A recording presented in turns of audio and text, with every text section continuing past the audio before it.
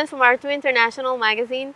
We are at Parco Mazzari in Ferrara, Italy, and we're here with a friend, an artist and writer, Ana Paola Gorozpe Perez-Pria, because she is in love with the universe and all its creations. How are you doing?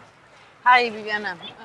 First of all, I will thank you very much for this opportunity of showing my artwork and my entire world, as you said before. Okay. First of all, I would like to start by asking you about your background, because you have a very interesting background. You're from Mexico, you're in Italy. Tell us a little bit about that. My great-grandfather was from Rome. Okay. And he decided one day to quit everything because he was a doctor and he liked to study other diseases and stuff, so he decided to go to America. And his first stop it was Mexico. He was a scientist, so he developed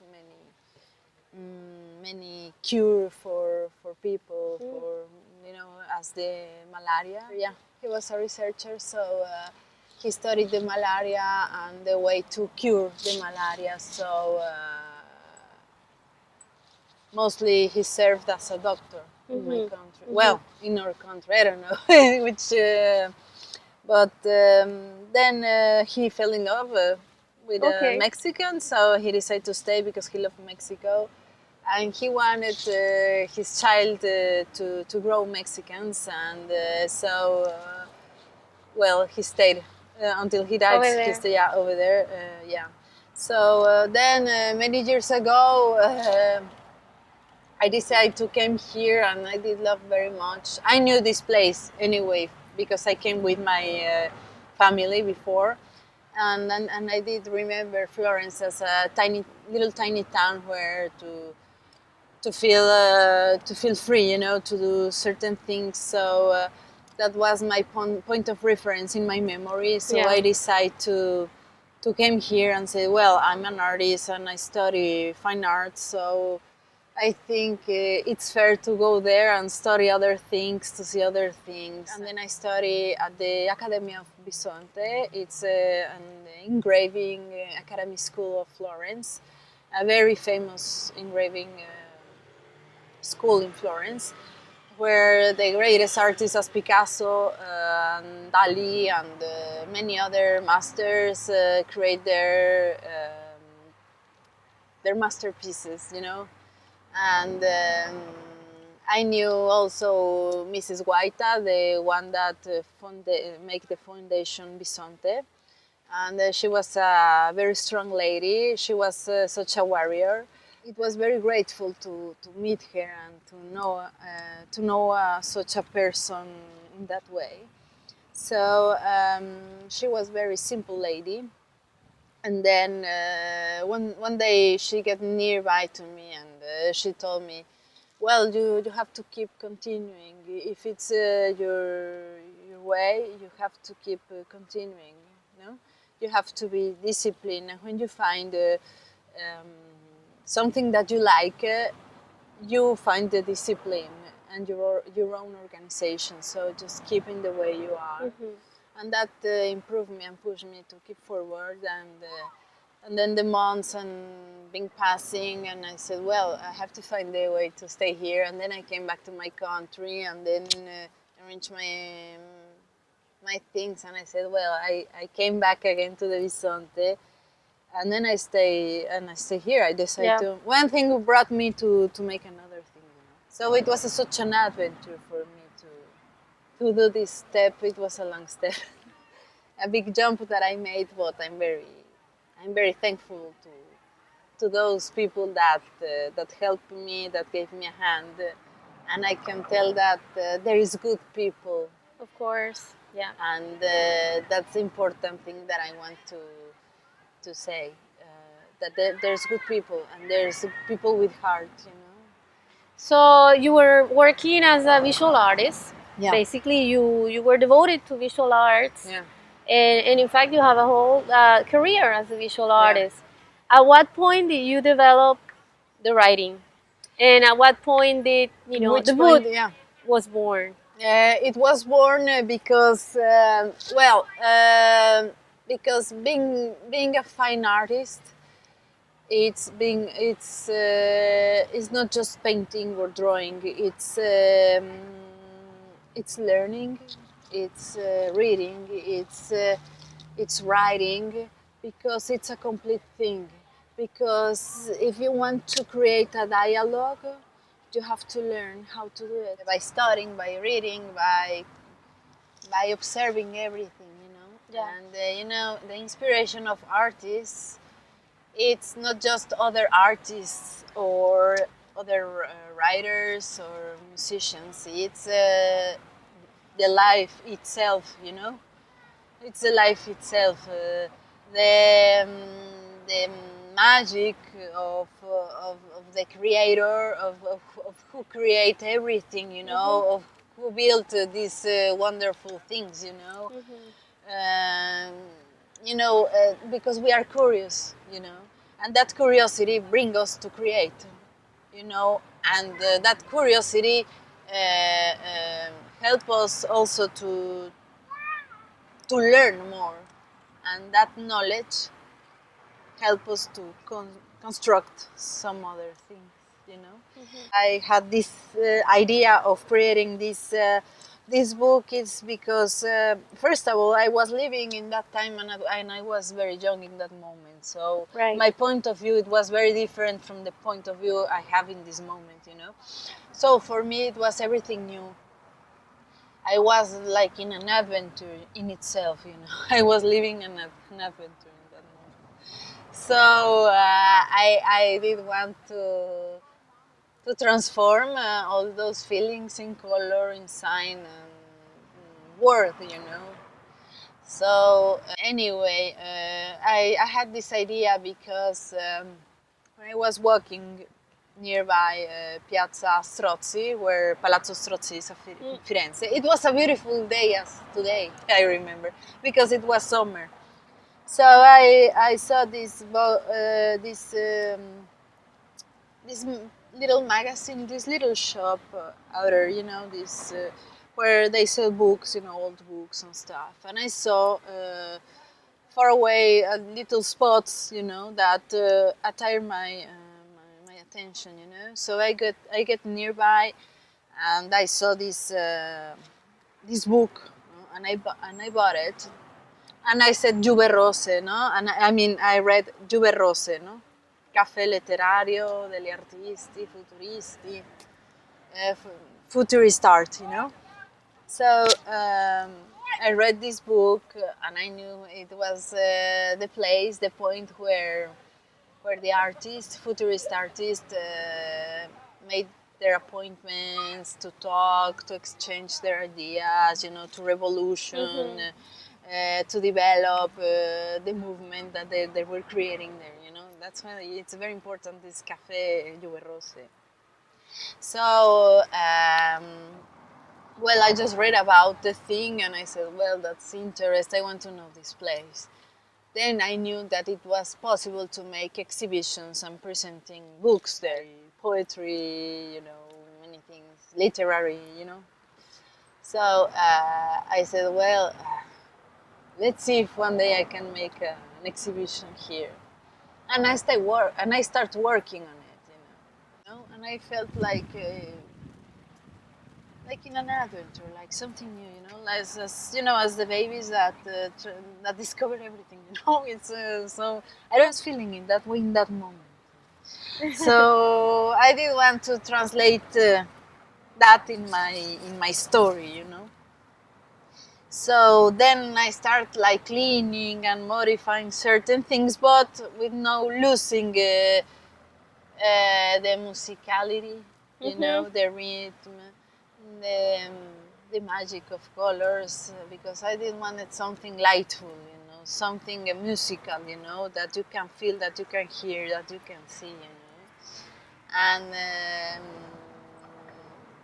well, what I can say is that this brought me and showed me many things.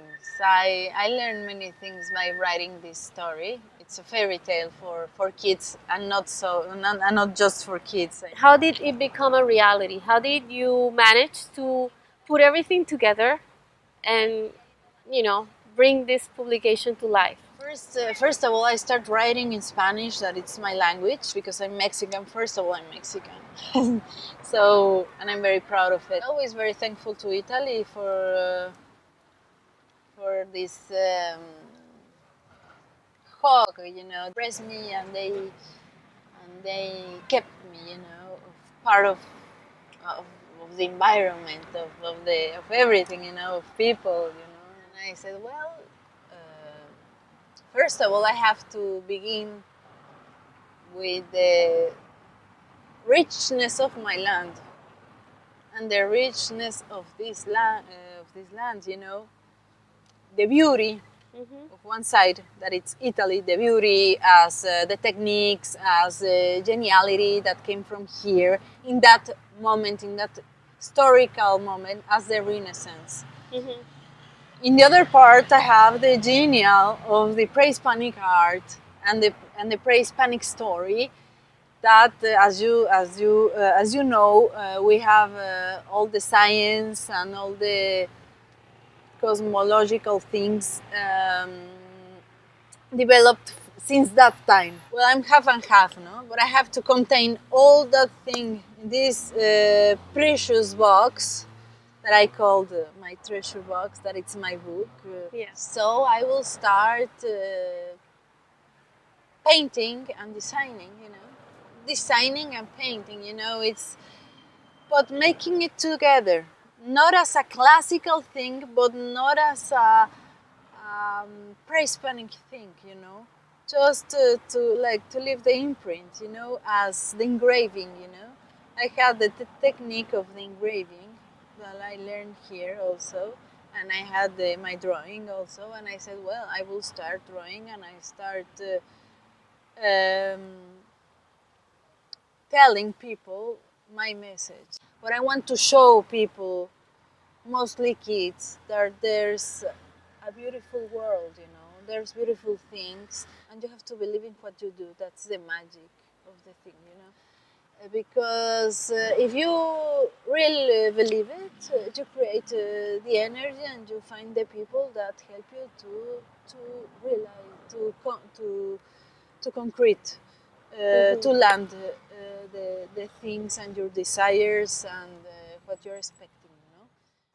I want to show also that my country, Mexico, is a beautiful and great country with great values, and I want to show the values in this little thing. The values I have there and the values I have here, you know.